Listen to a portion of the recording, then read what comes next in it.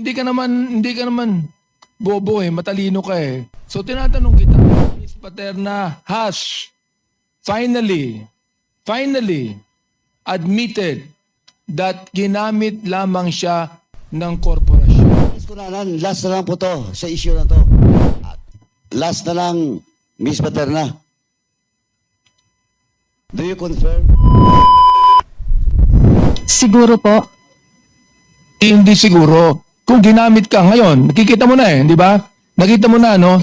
Hindi ka naman bobo matalino ka So tinatanong kita, kung ngayon na-realize mo na ginamit ka ng korporasyon. Opo. Yan, okay. Mr. Chair, I'd like to manifest that Ms. Paterna has finally admitted that ginamit lamang siya ng korporasyon. Does Mr. Dennis Cunanan agree with that?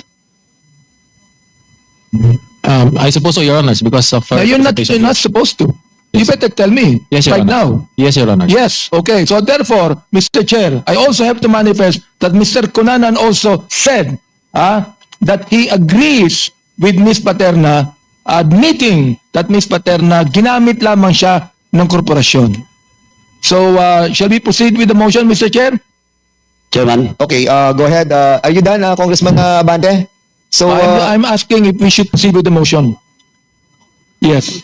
well, there's a motion to cite... It was Chairman Paduano who made the motion. If I would like to ask if Chairman Paduano No, would like I to think proceed with the motion. the rule will bear us out. The first who did the motion was Congressman Abante. So we will be not considering we will not consider the motion of Congressman Paduano because you have the pending motion. Yeah, But before we proceed, the chair would like to acknowledge the presence of our Senior Deputy Speaker Don Gonzales. Sir, Mr. Chair. you are Mr. Chair. Wait. And also Representative Ramon Rodrigo Gutierrez, you are welcome, sir. Go ahead, Congressman Chair. Abante. For a while ago, I withheld the motion if Ms. Paterna will tell the truth.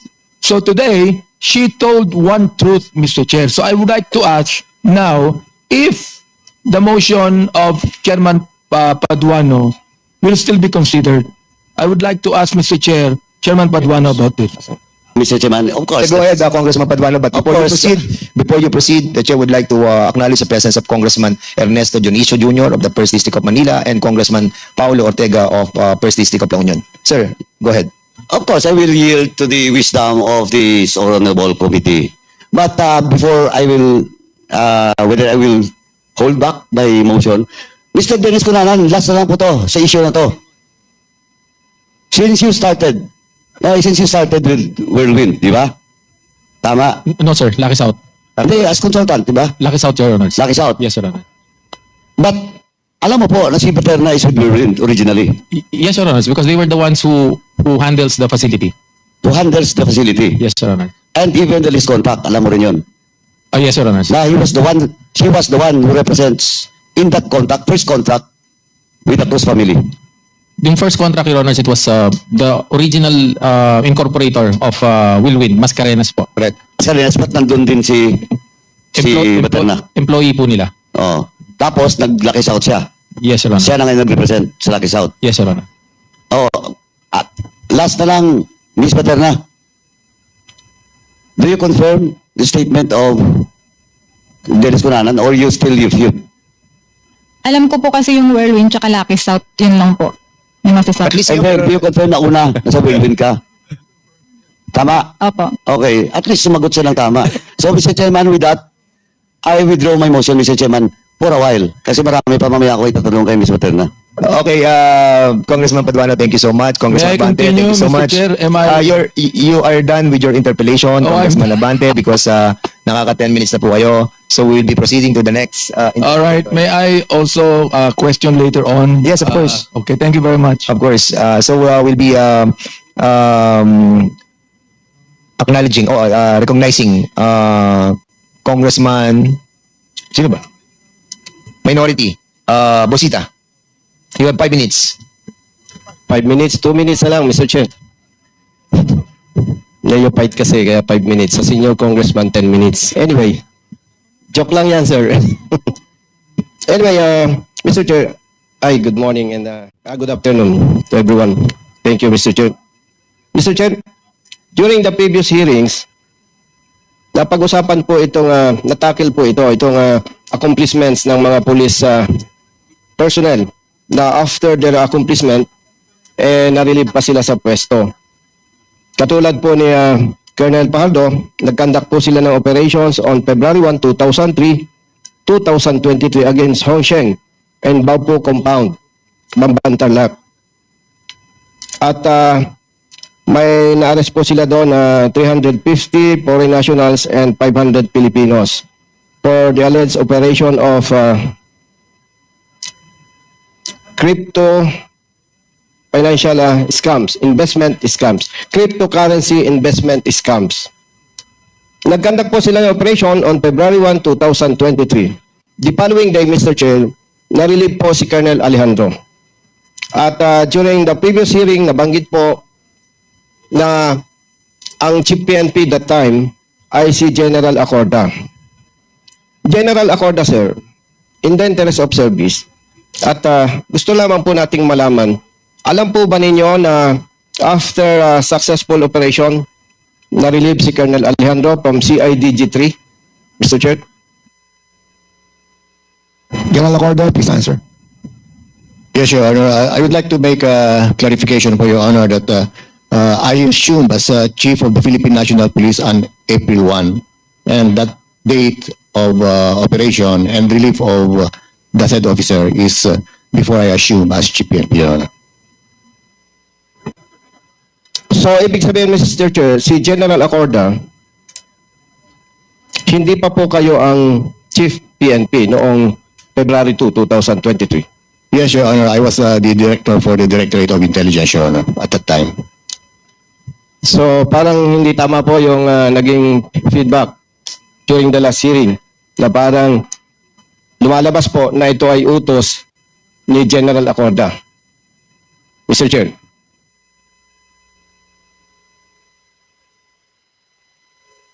Chairman, Mr. Chair. Yes, what's the query of Congressman Busita? During the last hearing, Mr. Chair, nabanggit po na parang titingnan natin, ang nag-utos para i-relieve si Colonel Alejandro, si General Acorda. Pero hindi pa pala po siya ang Chief PNP noong nangyari yung pagka-relieve kay Colonel Alejandro, Mr. Chair. So, the Chief PNP during that time was General Asurin? Asurin. Okay. Yes, Mr. Chair. Yes. So, I think, kaya po na-invite si General Acorda dahil sa issue na yan, unless yung pong ating mga honorable chairman, honorable congressman ay may itatanong pa sa kanya. Mr. Chair, nabanggit po ni honorable congressman Paduano during the last hearing yung sinasabi sa PNP na trust and confidence. At sa pagka-interpreta po niya, yung trust and confidence na abuso at sinasabing bata-bata system. Maaari po ba, Mr. Chair, malaman natin sa CIDG, meron po ba kayong naka-float na officers from CIDG?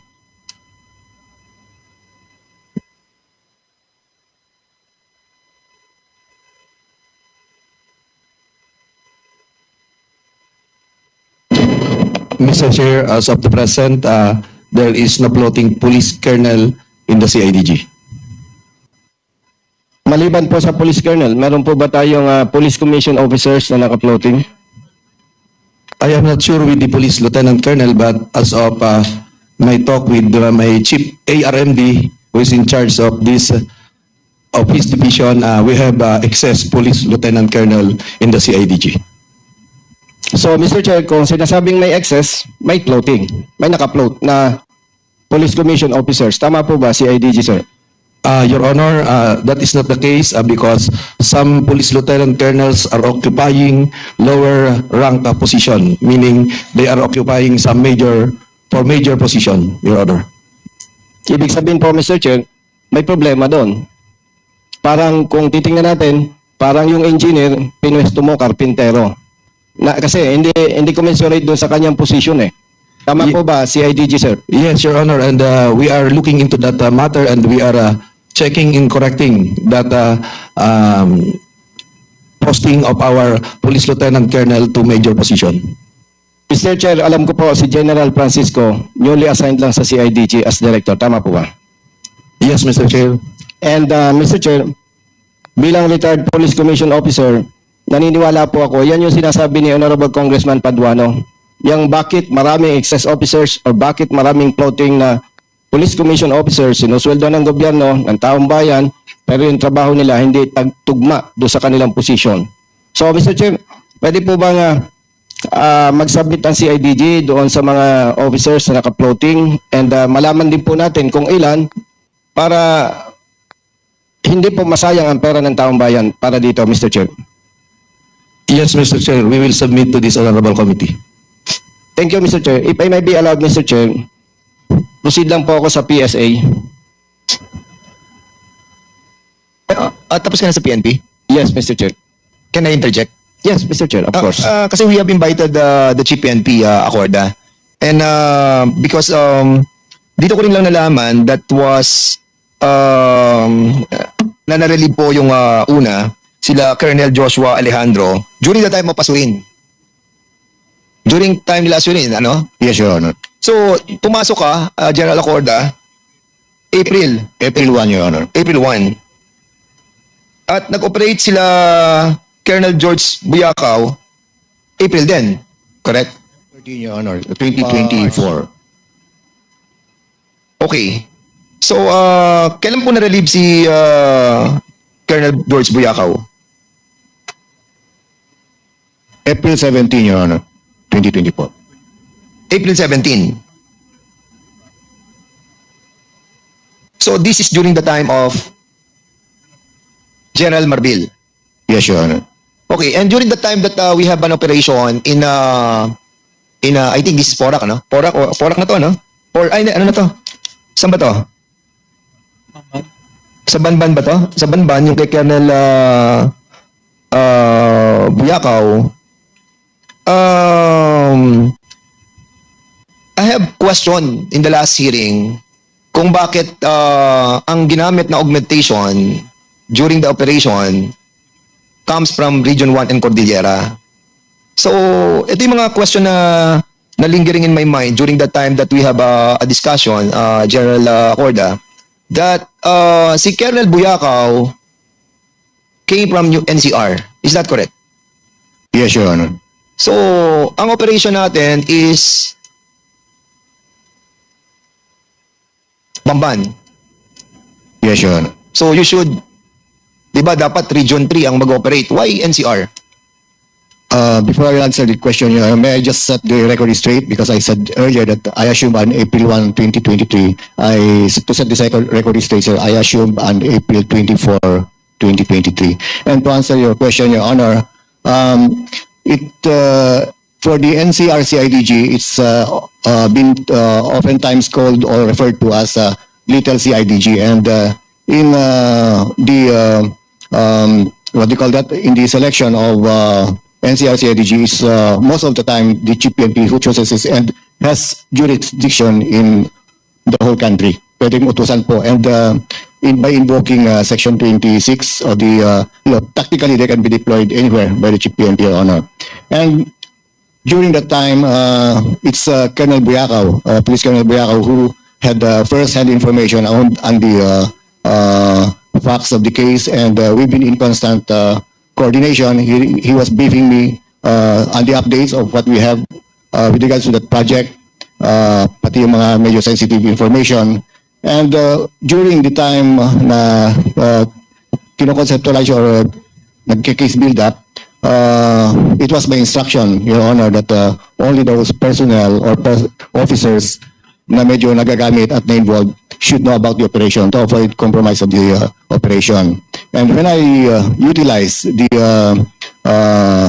police personnel from Region 1 and Cordillera, it's not because I don't trust the officers in Region 3, but rather for the consideration that because the operation entails a lot of personnel and big mobilization might unnecessarily compromise the operation. So we decided during that time, and it was contemplated even during the planning that we are not going to utilize Region 3 for the fear of compromise, Your Honor. And prior to your assumption bilang PNP chief, ano po kayo Intel man kayo Am I correct? Yes, Your Honor. I grew up with the investigation and intelligence most of my career, Your Honor.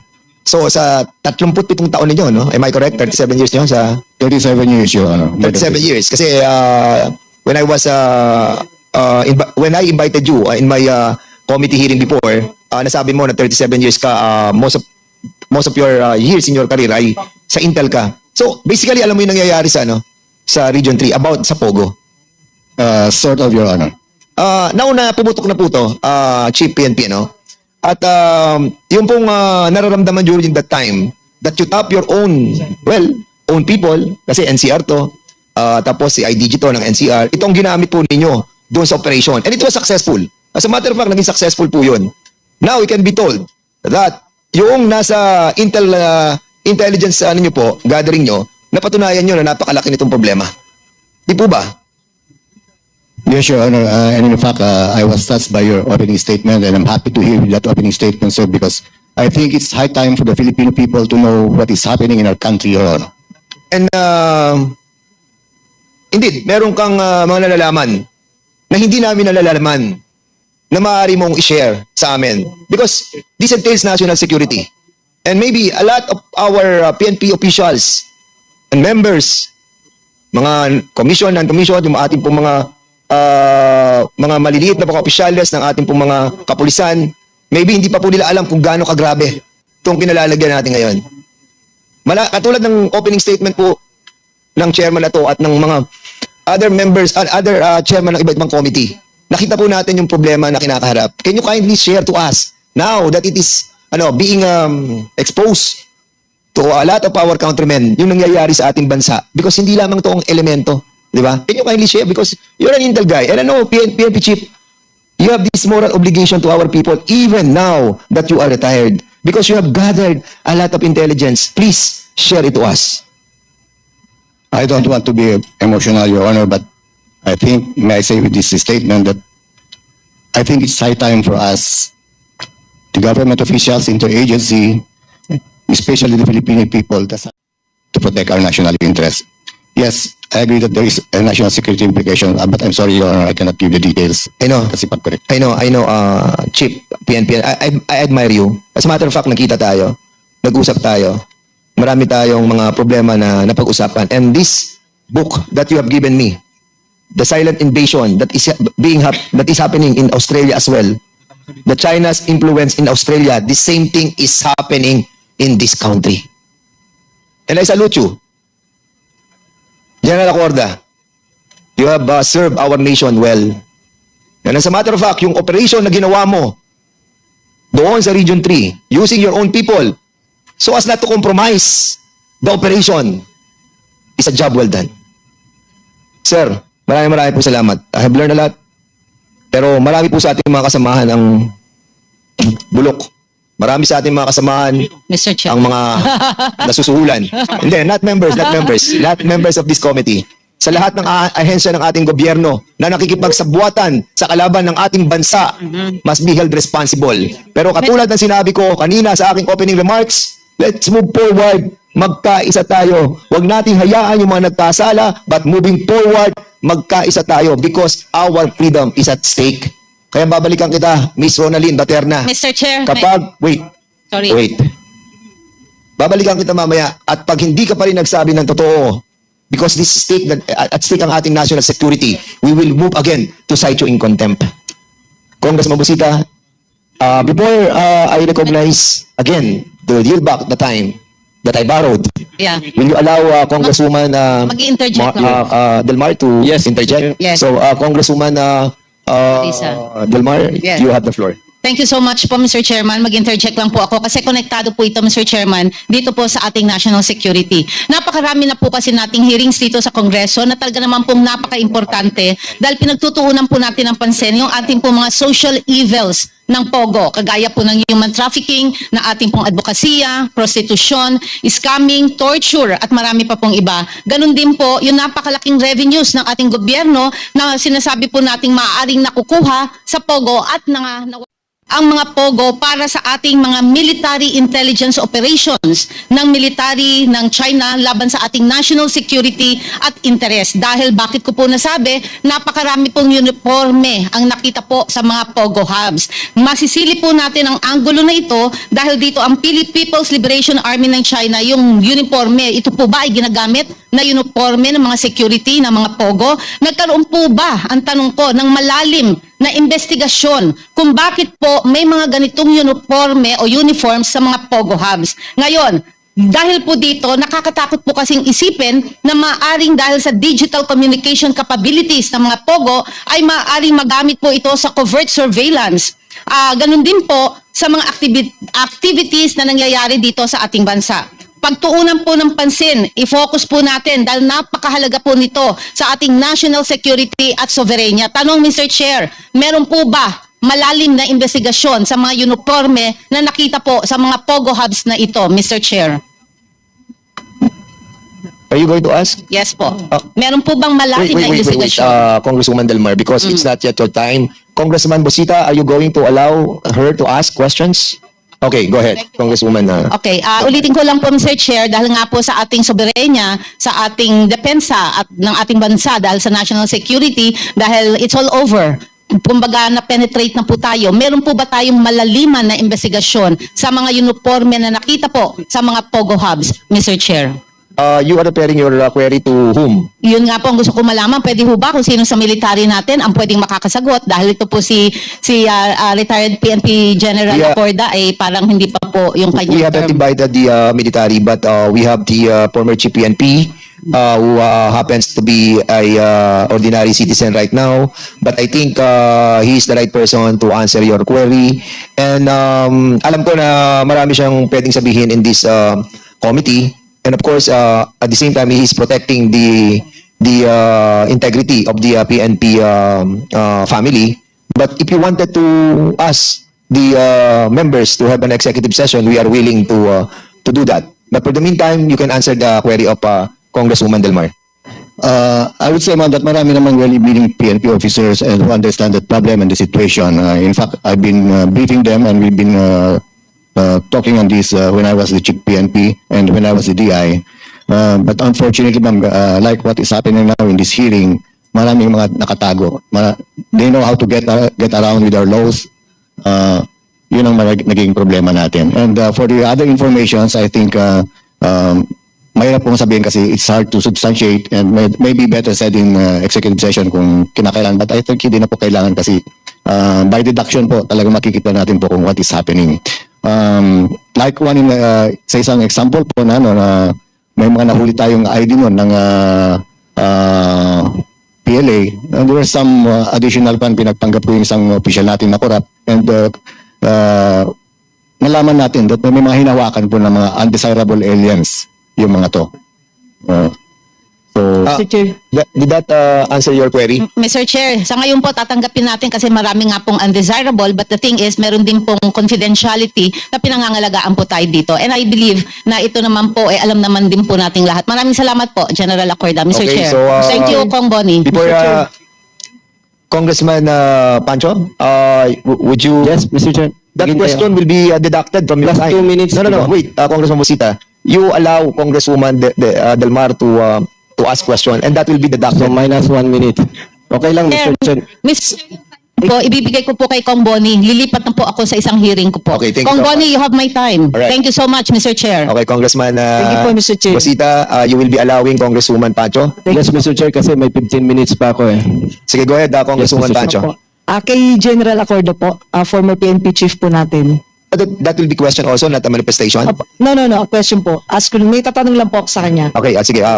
Congresswoman Pancho, now you are recognized. Yes, thank you very much po.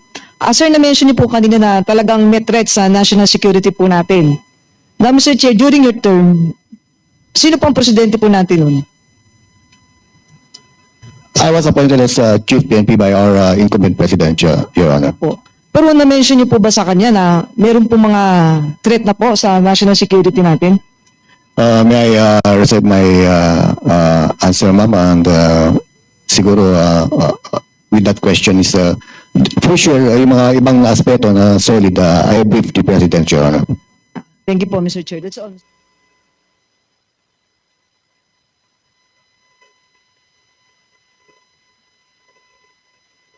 Mr. Chair, that's all. Okay na. So, Congressman Bosita. So, tapos ka na sa PNP, no? Balikan ko lang, Mr. Chair, si General Acorda. Sige, go ahead. Mr. Chair, alam nyo, kami mga retired, Mr. Chair, importante rin na ma-preserve namin yung aming pangalan eh. Banggitin ko lang, Mr. Chair, for the information of everybody. Ito palang pagkabanggit kay General Acorda na parang ang impression ng iba ay ano siya doon eh, parang protector ang dating. Pero in fairness to General Acorda, Mr. Chair, ang operation ni Colonel Alejandro was February 1, 2023. The following day, February 2, 2023, nasibak sa pwesto si Colonel Alejandro. And General Acorda, nag-assume po siya April 24, 2023. Ibig sabihin po, nasibak na si Colonel Alejandro bago pa siya nag-assume as Chief PNP. And on March 13, 2024, nag-conduct ng operation si Colonel Boyacao. Successful din. Si General Acorda nag-assume naman April 1, 2024. Nag-retire. And after his retirement, on April 17, 2024, doon nasibak sa pwesto si Colonel Boyacao. In other words, Mr. Chair, doon sa pagka-relieve ni Colonel Alejandro and Colonel Boyacao, definitely wala sa position si General Acorda, Mr. Chair. Mr. Chair, proceed lang po ako sa PSA. PSA. May information po na napakarami ng Chinese nationals ang nagkaroon ng passport at probably nagkaroon na rin ng driver's license. Ang tanong ko lang, Mr. Chair, sa PSA, tama po ba na ang registration or birth certificate natin, ang proseso nag-i-start yan sa local civil registrar? Tama po? Good afternoon, Mr. Chair, Congressman Busito. Tama po, sir. Okay. So kung ang isang Chinese national ay nakapagparehistro sa local civil registrar, as far as you are concerned, the PSA, kumbaga sa evaluation ng documents, wala po kayo sa parte na yon. Tama po ba? Under the current process, Congressman, yung delayed registration process ay tinatanggap ng ating mga civil registrar at sila po yung may mandato sa pagre-rehistro. And PSA acts as repository po ng mga dokumento, lahat po ng dokumento. So malinaw, Mr. Chair, na talagang yung mga late registrations, particular itong mga Chinese nationals, ito ay napaprocess sa local civil registrar. Tama po? Tama po. Your PSA, Mr. Chair, ilang hearings na po tayo dito. At ito po ay isa sa mga mainit na issue, itong late registration ng ibang Chinese nationals. May ginawa na po ba kayo sa parte ninyo?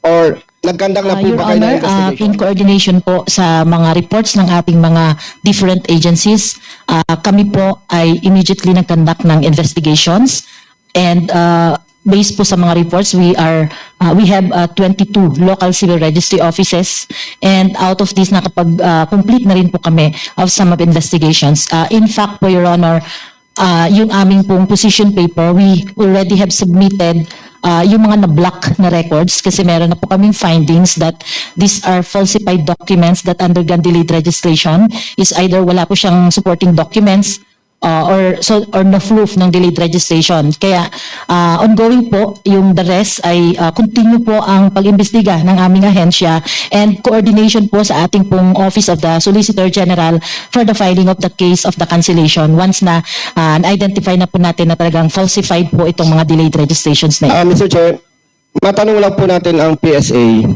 Doon po sa ginawa ninyong investigations, ilang pong local civil register under ng local government units ang pinaniniwalaan nating sangkot dito sa issue na ito?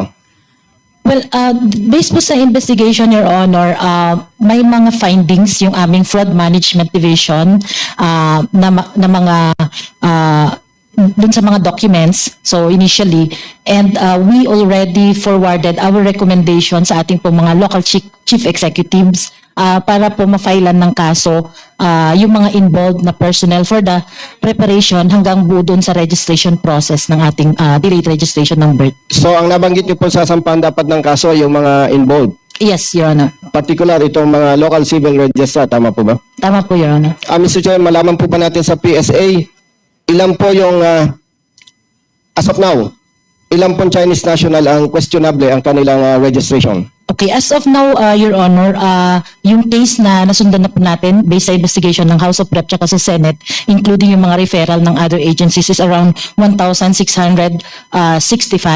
So we have just recently conducted also the recent fact-finding investigation in Santa Cruz, wherein almost 1/5 po dito yung mga falsified na documents. So ito po lahat Chinese national. Your Honor, yun po yung findings po natin. Saang particular area po, region or cities or municipalities, itong mga questionable falsified documents sa mga Chinese national, Mr. Chair? Your Honor, I think very familiar naman no, sa Tarlac, that's one. But we can provide you the list of the local government units na LCROs na under investigation. Meron po tayong NCR, Davao, Bulacan, and some other parts. We can submit to the committee po yung list na 22 LGUs under investigation po. Doon po sa nabanggit ninyo, Tarlac, ano pa po? Santa Cruz, Santa Cruz, ano po? Santa Cruz, Davao del Sur, yun. Davao del Sur.